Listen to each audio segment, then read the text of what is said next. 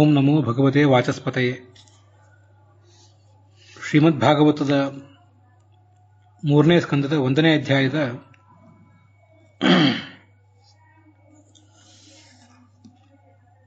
16 ಶ್ಲೋಕಗಳವರೆಗೆ ಈ ಹಿಂದೆ ಸಾರಾಂಶ ನೋಡಿದ್ದೀವಿ. ಅಲ್ಲಿ ಕೆಲವು ಶಬ್ದಗಳ ಅರ್ಥಗಳನ್ನು ಗಮನಿಸುವುದು ಉಳಿದಿದೆ. 7ನೇ ಶ್ಲೋಕದಲ್ಲಿ ಸ್ನುಷಾಯಾಹ ಅಸ್ರೈಹಿ ಹರಂತ್ಯಾಹ ಕುಚ ಕುಂಕುಮಾನಿ ಅಂತಿದೆ. ದ್ರೌಪದಿಯ ಮೇಲೆ ಒಂದು ದೌರ್ಜನ್ಯ ನಡೆದಾಗ ಆಕೆ ದುಃಖದಿಂದ ಕಣ್ಣೀರು ಸುರಿಸಿದ್ಲು. ಕಣ್ಣೀರು ಧಾರಾಕಾರವಾಗಿ ಸುರಿದು ಎದೆಗೆ ಹಚ್ಚಿಕೊಂಡಿದ್ದಂಥ ಕುಂಕುಮ ಕೇಸರಿ ಎಲ್ಲವೂ ತೊಳೆದು ಹೋಯಿತು. ಇಷ್ಟಾದರೂ ಧೃತರಾಷ್ಟ್ರ ತನ್ನ ಮಕ್ಕಳ ಆ ದೌರ್ಜನ್ಯವನ್ನು ತಡೆಯಲಿಲ್ಲ ಅಂತ ಹೀಗೇನಿದೆ. ಅದಕ್ಕೆ ಶ್ರೀಧರರು ಇನ್ನೊಂದು ವ್ಯಾಖ್ಯಾನ ಮಾಡಿದ್ದಾರೆ. ದ್ರೌಪದಿ ಏನು ದುಃಖದಿಂದ ಧಾರಾಕಾರವಾಗಿ ಕಣ್ಣೀರು ಸುರಿಸಿದ್ಲು, ತನ್ನ ಎದೆಗೆ ಹಚ್ಚಿಕೊಂಡ ಕುಂಕುಮವನ್ನು ತೊಳೆಯುವಷ್ಟರ ಮಟ್ಟಿಗೆ ಆಕೆ ರೋಧಿಸಿದಳು ಅಂತ ಒಂದರ್ಥ. ಅಥವಾ ಮುಂದೆ ಅದು ಯುದ್ಧಕ್ಕೆ ಕಾರಣ ಆಯಿತು. ಯುದ್ಧಕ್ಕೆ ಕಾರಣ ಆದಾಗ ಶತ್ರುಗಳೆಲ್ಲ ಸತ್ತು ಹೋದಾಗ ಅವರ ಪತ್ನಿಯರು ತಮ್ಮ ಎದೆಗೆ ಹಚ್ಚಿಕೊಂಡಿದ್ದಂಥ ಕುಂಕುಮವು ಕೇಸರಿ ಎಲ್ಲವೂ ತೊಳೆದು ಹೋಗುವಷ್ಟು ಧಾರಾಕಾರವಾಗಿ ಅಳುವಂತಾಯಿತು ಅಂತಲೂ ಒಂದು ಅರ್ಥ ಬರೆದಿದ್ದಾರೆ. ಇವೆರಡನ್ನೂ ಇಲ್ಲಿ ಬೇರೆ ಬೇರೆ ವ್ಯಾಖ್ಯಾನಗಳು ಇದ್ದುದನ್ನು ಹೇಳಿದ್ದೇನಷ್ಟೇ. ಆದರೂ ತನ್ನ ಎದೆಗೆ ಬೆಳೆದುಕೊಂಡ ಕುಂಕುಮ ಕೇಸರಿ ಎಲ್ಲವೂ ತೊಳೆದು ಹೋಗುವಷ್ಟು ಧಾರಾಕಾರವಾಗಿ ಕಣ್ಣೀರು ಸುರಿಸಿದಳು ಅನ್ನುವ ಅರ್ಥ ಹೆಚ್ಚು ಯೋಗ್ಯ. ಮುಂದೆ 8ನೇ ಶ್ಲೋಕ, ಜ್ಯೂತೆ ತ್ವಧರ್ಮೇಣ ಜಿತಸ್ಯ ಸಾಧೋಹ ಅಂತ. ಸಜ್ಜನನಾದ ಈ ಯುಧಿಷ್ಠಿರ ಅವನು ಸತ್ಯಾವಲಂಬ, ಸತ್ಯವನ್ನೇ ಯಾವತ್ತೂ ಕೂಡ ಆಶ್ರಯಿಸಿದವನು, ಊರುಗೋಲಿನಂತೆ ಆಶ್ರಯಿಸಿದವನು ಅಂತಾರೆ ವಿಜಯಧ್ವಜರು.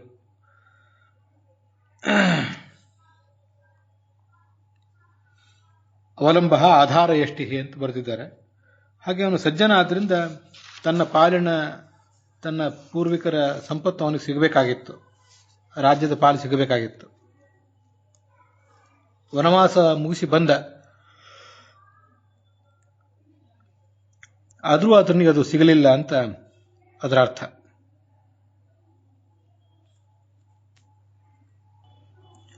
ತಮೋಜುಷಾಣ ಅಂತಿದೆ. ತಮೋಗುಣವನ್ನು ಅವಲಂಬಿಸಿದವನು, ತಾಮಸ ಸ್ವಭಾವಕ್ಕೆ ಬಲಿಯಾದವನು ಅಂತ ಅದರ ಅರ್ಥ.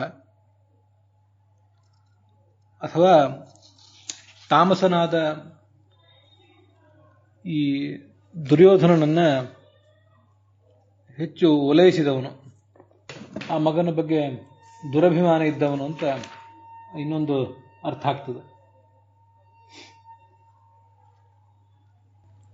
ಯಥಾರ್ಥ ಜ್ಞಾನಕ್ಕೆ ನಾಶಕವಾದ ಮಗನನ್ನ ಮಾತನ್ನು ಅವಲಂಬಿಸಿದವನು ಅಂತ ವಿಜಯಧ್ವಜರು ಅರ್ಥ ಬರೆದಿದ್ದಾರೆ. ತಾಮಸನಾದ ಪುತ್ರನ ಮಾತನ್ನೇ ಕೇಳ್ತಾ ಇದ್ದವನು ಅಂತ ಯಾದವಾರ್ಯರು ಅರ್ಥ ಬರೆದಿದ್ದಾರೆ. ಹೀಗೆ ಪಾಂಡವರು ತಮ್ಮ ಪಾಲನ್ನು ಬೇಡಿದರೂ ಕೂಡ ಈ ಧೃತರಾಷ್ಟ್ರ ರಾಜ್ಯವನ್ನು ಕೊಡದೇ ಇದ್ದಾಗ ಆ ಕಾರಣದಿಂದ ಬೇಸತ್ತ ವಿದುರ ಅರಮನೆಯನ್ನು ಬಿಟ್ಟು ಹೊರಗೆ ನಡೆದ ಅಂತ ಅದರ ತಾತ್ಪರ್ಯ.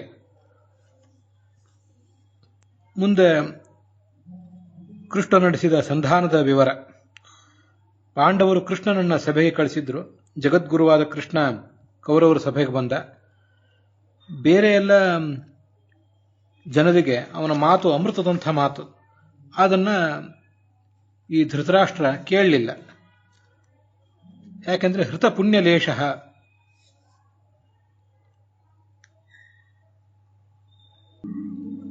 ಅವನಲ್ಲಿ ಪಾಪವೇ ಬಹಳ ಇತ್ತು, ಪುಣ್ಯ ಅಲ್ಪ ಇತ್ತು, ಅದು ಕೂಡ ನಷ್ಟವಾಗಿತ್ತು ಅಂತ ವಿಜಯಧ್ವಜರು ಹೇಳ್ತಾರೆ. ಲಿಷ ಅಲ್ಪೀಭಾವೆ ಅನ್ನೋ ಧಾತುವಿನ ಮೂಲಕ ಲೇಷ ಅಂದ್ರೆ ಕಡಿಮೆ ಅಂತ ಹೀಗಾದ್ರ ಅರ್ಥ. ಯಾವ ಗುರುವಿನ ಮಾತನ್ನಾದರೂ ಕೇಳಲೇಬೇಕು. ಜಗದ್ಗುರುವಾದ ಕೃಷ್ಣನ ಮಾತು ಕೇಳಬೇಕಾಗಿತ್ತು, ಇವನು ಕೇಳಲಿಲ್ಲ. ಅವನ ಮಾತು, ಕೃಷ್ಣನ ಮಾತು ಅಮೃತಾಯನಾನಿ, ಅಮೃತಕ್ಕೆ ಕಾರಣವಾದ್ದು, ಅಂದ್ರೆ ಮೋಕ್ಷಾದಿ ಫಲದಾಯಕವಾದದ್ದು ಅಂತ ಅದರ ಅರ್ಥ ಹೇಳ್ತಾರೆ ವಿಜಯಧ್ವಜರು ಮತ್ತು ಯಾದವಾರ್ಯರು. ಅಮೃತಾಯನ ಅಂದರೆ ಅಮೃತವನ್ನು ಸುರಿಸುವಂತಹ ಆಹ್ಲಾದಕರವಾದ ಮಾತು ಅಂತ ಅರ್ಥ ಶ್ರೀಧರಾದಿಗಳು ಬರೆದಿದ್ದಾರೆ. ಮುಂದೆ 10ನೇ ಶ್ಲೋಕ. ಕೃಷ್ಣನ ಮಾತನ್ನ ಈ ದುರ್ಯೋಧನ, ಧೃತರಾಷ್ಟ್ರ ಇವರು ಕೇಳಲಿಲ್ಲ. ಆಗ ಬೇಸತ್ತು ಈ ವಿದುರ ಕಾಡಿಗೆ ಹೊರಟೋದ, ತೀರ್ಥಯಾತ್ರೆಗೆ ಹೊರಟೋದ. 10ನೇ ಶ್ಲೋಕದಲ್ಲಿ ಈ ವಿದುರ ಮಾಡಿದಂಥ ವಿದುರ ನೀತಿ ಎನ್ನುವ ಉಪದೇಶದ ಬಗ್ಗೆ ಹೇಳ್ತಾರೆ.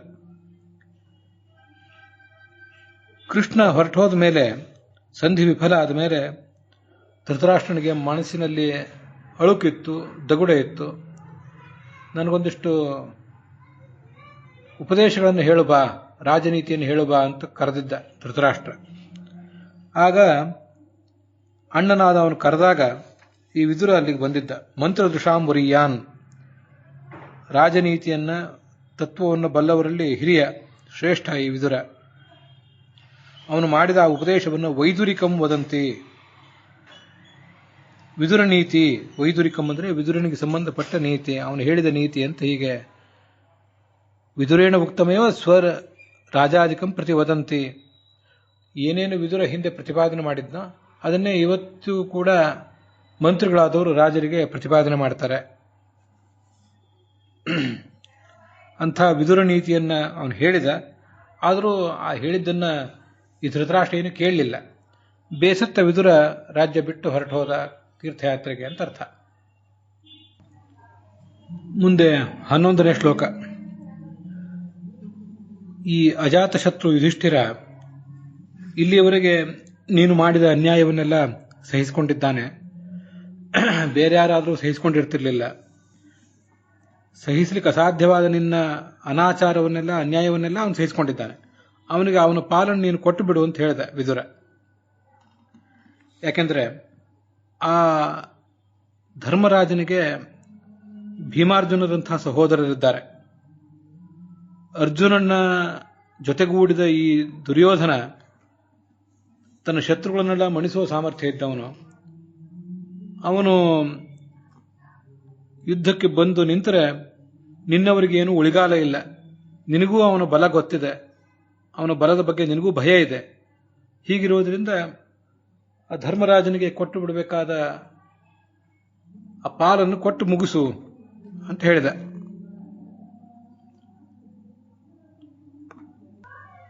ಇಲ್ಲಿ ಶ್ರೀಧರರು, ವೀರರಾಘವರು ಮೊದಲಾದವರು ಅನುಸರಿಸಿದ ಪಾಠದಲ್ಲಿ ವೃಕೋದರಾಹಿಹಿ ಅಂತ ಪಾಠ ಇದೆ.